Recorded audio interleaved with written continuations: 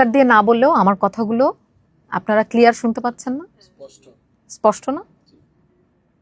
সংবাদ মানেই কিন্তু চিৎকার দিয়ে পড়ার জিনিস না, কিন্তু আপনার কথাগুলো একদম স্পষ্ট পরিষ্কারভাবে দর্শকদের কানে পৌঁছে যাবে।